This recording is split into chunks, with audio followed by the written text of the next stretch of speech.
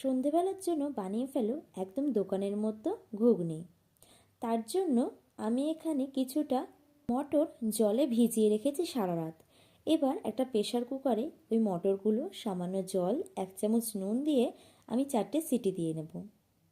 এবার একটা স্পেশাল মশলা তৈরি করব।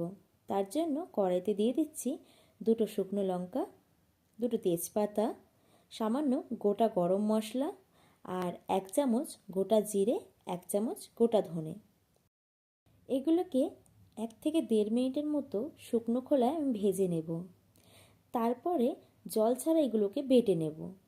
এটা রান্নার শেষে ব্যবহার করব।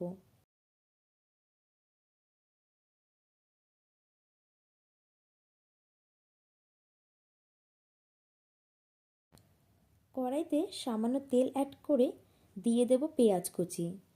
এখানে আমি বড় সাইজের 2টো পেঁয়াজ ঘুগনিতে ব্যবহার করেছি। পেঁয়াজটাকে হালকা আমি লাল করে ভেজে নেব। পেঁয়াজটা লাল করে ভাজা হয়ে গেলে দিয়ে দেব 2 চামচ আদা রসুন ও কাঁচা লঙ্কা বাটা। তারপরে মশলাটা আমি ভালো মতো কষিয়ে নিয়ে দিয়ে দেব স্বাদ মতো নুন, 1/2 চামচ হলুদ গুঁড়ো, 1 চামচ জিরে গুঁড়ো, 1 চামচ ধনে গুঁড়ো, কালারের জন্য 1 চামচ কাশ্মীরি লঙ্কা গুঁড়ো, ঝালের জন্য 1 চামচ লাল লঙ্কা গুঁড়ো।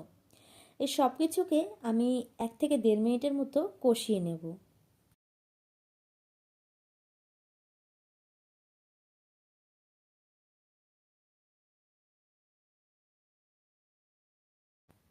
মশলাগুলোকে কষিয়ে নিয়ে দিয়ে দেবো এখানে টুকরো করে কেটে রাখা আলু, আর দিয়ে দেবো মাঝারি সাইজের 2টো টমেটো কুচি।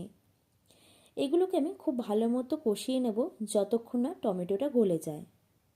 টমেটো গলে এলে দিয়ে দেব আগে থেকে সেদ্ধ করে রাখা মটর। মটরটা 1 থেকে 1.5 মিনিট মশলার সাথে কষিয়ে নেব।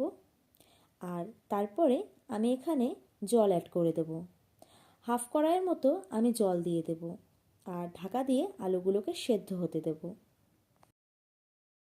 রিকোয়েস্ট রইল, অবশ্যই বাড়িতে একবার এই রেসিপিটা বানিয়ে দেখবেন।